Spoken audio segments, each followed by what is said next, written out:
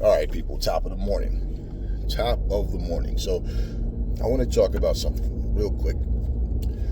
And this is something that people just overlook. And they do this on a regular basis. So I saw something that made me think about a situation some years ago where this woman was dying. I don't know if you guys saw it. It's on YouTube. Where she was dying. And she basically made it clear that if she has to be saved by a nigga, she'd rather die. Hey, so, and the funny thing is, I don't understand why these social media sites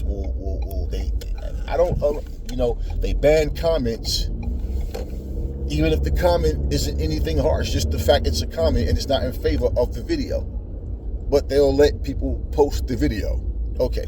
So anyway, and the thing was, people that was family members of this person, they had one person, out of everybody, one person spoke against what that individual said. And that was the granddaughter. Because she said that she was sick and tired of going along with the genders. She said, but she never saw her grandmother for what she really was. And that the rest of her family, pretty much turned on her for standing up against what her grandmother stood for, which was being a racist, which was being a hateful person. She said because she was blinded in a lot of ways by the way her grandmother treated her, So when she started to see those bad sides of her grandmother, the negative sides of her, and getting older, a lot of us as kids, when you see certain things, you won't say anything because it's I grew up in an era where you couldn't question or say anything, so this is a lot of the reasons why kids got molested. This is a lot of reasons why kids wouldn't say anything, because your parents would whoop your ass for thinking that automatically if you said an adult did something, you were lying, especially if they went to church. So it made me think about this situation where I used to work. I used to work at this place. It was a nursing home I worked at. And I remember this one girl. Now, this was a situation, both people were white, but here's where the hatred and things came from. Not so much where it came from, where it was exposed to this one particular worker. It was a worker that was there. And I remember the day that they were in the bathroom, and this one female, she went, I think she had like a body spray or something. Some people, like when they use the bathroom, they wash their hands and stuff, and then they just come out after. You suppose for your skin, yeah. I think it was like a cream or something she put on her hands after she used the that hand soap. It dries, because it dries your skin out. Your hands start itching. Your hands start to get that ashy pale look and shit like that after a while, right in between the thumbs and the fingers and all that. So yeah, she was putting on she put lotion on. Now the woman isn't asthmatic or nothing like that, but even if she was, just the fact that she was gonna tell her, oh, I don't like the way it smells. It smells like, oh, it's just too sweet. Oh, don't put that on her. And she told her, she said, well, first of all, I don't need your permission to put lotion on my hand. She said, don't speak to me like that again. Now, this woman at the time, the rude one, was the nursing administrator. And this, the female, her name was Michelle. I remember she worked as a secretary, but in a different department. I think she was in payroll. And then they merged the departments and they downsized. And so Michelle now ends up being the secretary. I don't know if it was still payroll or whatever it was, but she was working now directly in the nursing department, in the office though. So this fucking rude ass woman, this nasty rude woman, what happened was they forced her out. She was rotten. They forced her out. She didn't retire on her own. They forced her out, and she was working for the county. So it was one of these things where either she resigned or she's going to get fired, right? So what happened? Of course, her plans was to go work for somewhere else in the county, but she was done with that facility. It was just too much. And these people were racist people. It was basically just more of a, she did something to piss people off within that building. Because the vast majority of them were racist as hell, man. They had a KKK march in that town that particularly one, not that same year, but one year, and you saw people from there marching with the KKK. Oh yeah, on the news, and it was on the news. So what happened was this, right? On her very last day, now we had a big problem with parking because they wanted the top level to be for like the office staff and like certain people. So when you come in, they should have, first of all, they should have had security out there to make sure that there were parking spots and to control things. Man, you had people that would park, and they parking all over the lines, and you had visitors and just different people. So then it was, now we had space in other spots, but no, they don't want people to park in this parking lot or that parking lot. So it was their own mismanagement. So she wasn't late. And like she said, they didn't want you to park, then come in, sign in, go back out. But she called security. I used to do the same thing. Hey, listen, I'm out. I used to call my department dog. I'm out here. There's nowhere to park. All right, we can't leave our cars. I'm letting you know. You see what time it is. All right, I have no control over what time, how many people come and how they come in, man. But I'm outside.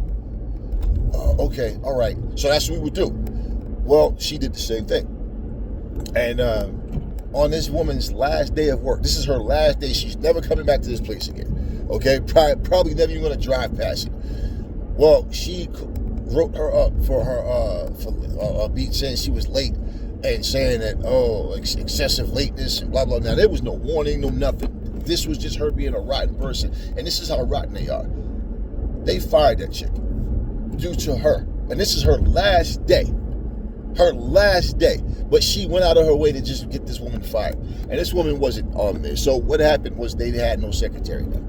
So now they got to find somebody, and people didn't want to come and work there. But the thing was, the woman who got her fired, and Michelle ended up being just fine.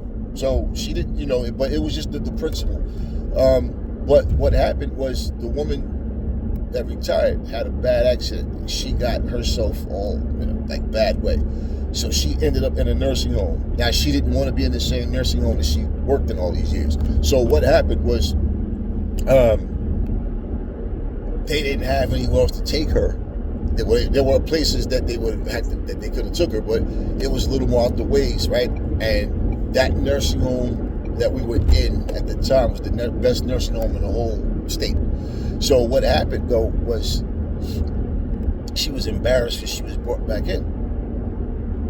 And she got to the point where she had so many things that was just going on with her. The accident just, I don't know, it just intensified other things, man. And she was in a bad way, and her just being unactive. She made that same comment that I don't care what happens to me. She said, I don't want these niggas touching me. That's what she said. The nurse aides and all that. I don't trust these nigger nurses. They might put something in my drink. This is the stuff she was saying. And I remember meeting her granddaughter. She said, Grandma, first of all, you need to really watch your mouth. She said, you're like a whole different person. This was in the nursing home. You're like a whole different person. Who are you? She said, this is the same person that used to take me to church and talk about being kind to others and all that. And what happened to you? So this was a situation where, she was blinded by this is grandma and looking at the way her grandmother treated her. Do nice things for her, take her places and stuff like that. And like she said, there's really no black people out here. And so I guess this is why I really never really heard conversations. But when I heard her say, we never really had direct conversations so much. She said, but when we did, I guess me being a kid, I didn't know how to really see it. So whatever she's telling me is just, okay, yeah. She said, but I don't live like that. She said, and it's like some things you try to ignore and focus on the good things. She said, which is a mistake I admit I made. She said, but it just really burns me up. Where does this come from? She said, I got friends from everywhere. She said, and in fact, the guy that I'm dating is black. And I don't understand, like, what is this hatred and this racism about? And it would really frustrate her, really had her feeling some type of way. And the granddaughter name was Tiffany. And she said, I'm so embarrassed, but it hurts. She said, forget the embarrassment. It really hurts me more than anything because this woman, like, who is she? But just the thing, she's always been like that. And this is the thing that people don't understand. We're going forward just grooming kids to be racist and everything. And people don't understand it. They always try to play the double standard thing. It's not a double standard. You standing up against racism and not knowing who to trust because, like I said, the so-called good people are always the quiet ones. But it just made me think of that. You know, now, I'm going to do a part 2 to this. I'm going to bring this video to a close because I got some more to say to add to this. But this is what's, you know, we're dealing with this stuff right now. It's not like, you know, people always want to make racism seem like it's a thing of the past. No. And every time I hear somebody say, oh, racism ended as soon as Obama became president, false. Anyway, real ones, talk to me in the comment section. Never fall in love with lies. Remember, the truth brings hate out of people, and I will catch y'all on the next video.